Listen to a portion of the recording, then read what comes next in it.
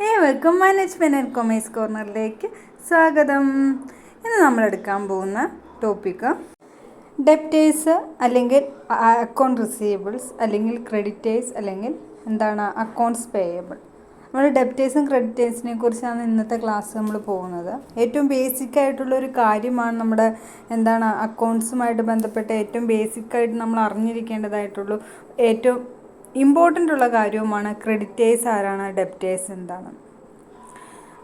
അത് പഠിച്ചാൽ നമുക്ക് ട്രാൻസാക്ഷനും കാര്യങ്ങളും നമുക്ക് പെട്ടെന്ന് തന്നെ നമുക്കൊരു ഒരു ട്രാൻസാക്ഷൻ നമുക്ക് വായിച്ചു കഴിഞ്ഞാൽ കൃത്യമായിട്ട് നമുക്ക് മനസ്സിലാക്കിയെടുക്കാനായിട്ട് സാധിക്കും.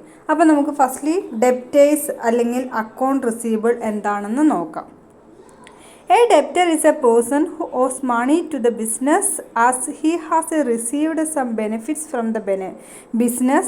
The amount due from different persons are totaled on the close of the accounting period and are shown under the heading Sundry Debtors or Accounts Receivable in the balance sheet as a asset. എന്താണ് പറയുന്നത്? Debtors എന്ന് പറഞ്ഞാൽ ആരാണ്? Debtors എന്ന് പറയുന്നത് debtors a person who owes money to the business. അതായത് ബിസിനസ്സിലേക്ക് പണം തരാനുള്ള ഏക വ്യക്തി എന്ന് പറയുന്നത് ഡെപ്റ്റേഴ്സാണ്. ബിസിനസ്സിലേക്ക് പണം നൽകാനുള്ള വ്യക്തി എന്ന് പറയുന്നത് ഡെപ്റ്റേഴ്സാണ്. ഡെപ്റ്റേഴ്സ് എന്ന് പറഞ്ഞാൽ ആരാണ്? ഒത്തിരിയേറെ പേഴ്സൺസ് ഉണ്ടാവും.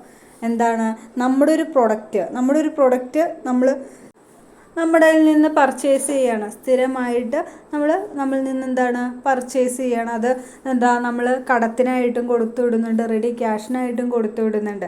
ഇവൻ കടത്തിനായിട്ട് നമ്മൾ കൊടുത്തു വിട്ടിട്ടുണ്ട്, കടമായിട്ട് നമ്മൾ കൊടുത്തു വിട്ടു. കടമായിട്ട് ക്യാഷായിട്ട് കൊടുത്തു വിട്ടാൽ നമ്മൾ പിന്നെ ചിന്തിക്കേണ്ട കാര്യമില്ല, ആ പേഴ്സണുമായിട്ടൊരു ബന്ധം ഉണ്ടാവില്ല. ഇവൻ നമ്മൾ ക്രെഡിറ്റ് ആയിട്ട് നമ്മുടെ പ്രൊഡക്റ്റ് മറ്റൊരാൾക്ക് കൊടുക്കുകയാണ്. ബിസിനസ്സിനെ സംബന്ധിച്ച് ബിസിനസ്സിലെ ഒരു പ്രൊഡക്റ്റ് മറ്റൊരാൾക്ക് സെയിൽ ചെയ്തു. എന്ത് ബേസിലാണ്? കടത്തിൽ ഡെപ്റ്റ് കടത്തിൽ. അങ്ങനെ ആ കടത്തിൽ നമ്മളൊരു സാധനം കൊടുക്കുകയാണെങ്കിൽ ആ പർച്ചേസ് ചെയ്യുന്ന വ്യക്തി എന്ന് പറയുന്നത്, ഇപ്പം എ ആണ് പർച്ചേസ് ചെയ്തത്. മിസ്റ്റർ എ ആണ് പർച്ചേസ് ചെയ്തതെന്ന് വിചാരിക്കുക. ആ മിസ്റ്റർ എ എന്ന് പറയുന്നത് ബിസിനസ്സിനെ സംബന്ധിച്ച് ഡെപ്റ്ററാണ്. ഭാവിയിൽ നമുക്ക് പണം തിരിച്ച് നൽകേണ്ടതായിട്ടുള്ളൊരു വ്യക്തിയാണ് ഡെപ്റ്റർ എന്ന് പറയുന്നത്, അല്ലേ? നമ്മുടെ മെയിനായിട്ടുള്ള അക്കൗണ്ട് റൂളുണ്ട്. എന്തെല്ലാം ബിസിനസ്സിലേക്ക് വരുന്നോ അതെല്ലാം ഡെബിറ്റ് ചെയ്യുകയും എന്തെല്ലാം ബിസിനസ്സിൽ നിന്ന് പോകുന്നോ അതെല്ലാം ക്രെഡിറ്റ് ചെയ്യുക എന്നതാണ് ബേസിക്കായിട്ട് റൂൾ എന്ന് പറയുന്നത്. അപ്പോൾ ഡെപ്റ്റേഴ്സ് എന്ന് പറഞ്ഞാൽ നമ്മളെ സംബന്ധിച്ച് അസറ്റാണ്. അതുകൊണ്ട് തന്നെ അത് ബാലൻസ് ഷീറ്റിൻ്റെ അസറ്റ് സൈഡിലാണ്.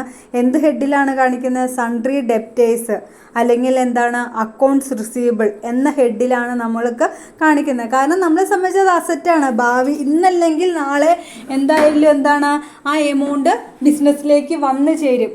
അതാണ് സൺട്രി ഡെപ്റ്റേഴ്സ് എന്ന് പറയുന്നത്. അപ്പോൾ debtors is a person who owes the ബിസിനസ്സിലേക്ക് ക്യാഷ് തരാനുള്ള ഒരേ ഒരു വ്യക്തി എന്ന് പറയുന്നത് ഡെപ്റ്ററാണ്. ഡെപ്റ്റർ എന്ന് പറഞ്ഞാൽ ബിസിനസ്സിനെ സംബന്ധിച്ച് ഡെപ്റ്റർ എന്ന് പറയുന്നത് നമ്മുടെ സ്ഥാപനത്തിലെ ബിസിനസ്സിൽ നിന്ന് ഒരു സാധനം പർച്ചേസ് ചെയ്ത് കൊണ്ടുപോയി.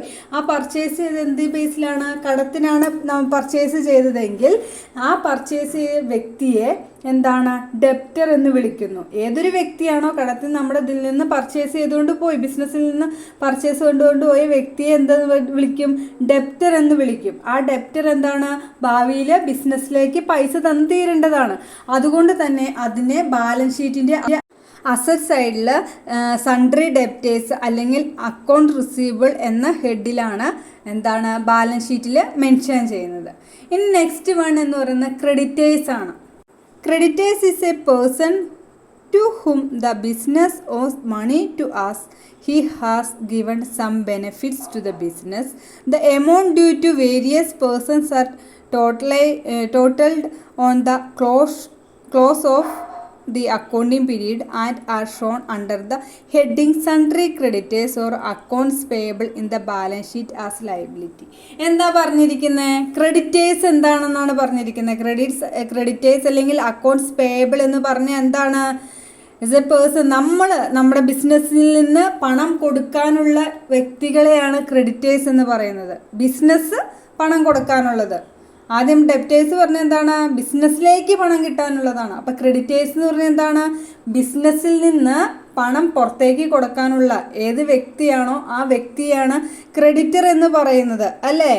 ആ ക്രെഡിറ്റർ എന്ന് പറയുന്ന വ്യക്തി എന്തായിരിക്കും? നമുക്ക് ആ വ്യക്തിയിൽ നിന്ന് ഇപ്പം എന്താണ് മിസ്റ്റർ ബി എന്ന് പറയുന്ന വ്യക്തിയിൽ നിന്ന് നമ്മൾ ബിസിനസ്സിലേക്ക് സാധനം റോ മെറ്റീരിയൽസ് പർച്ചേസ് ചെയ്തു. എന്തിൻ്റെ ബേസിൽ?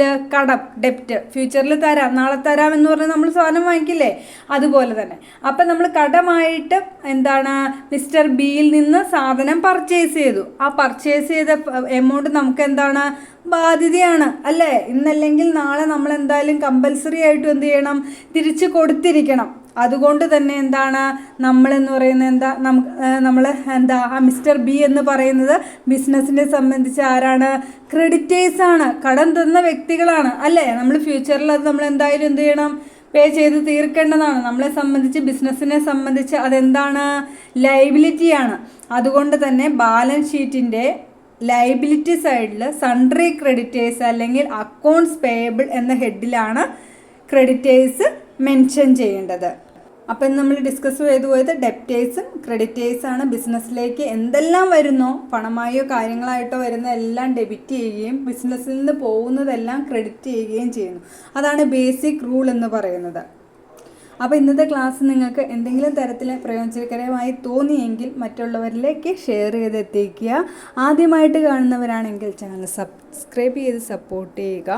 ലൈക്കും ഷെയറും ചെയ്ത് പ്രൊമോട്ട് ചെയ്യുകയും ചെയ്യുക. Thanks for watching. Love you all.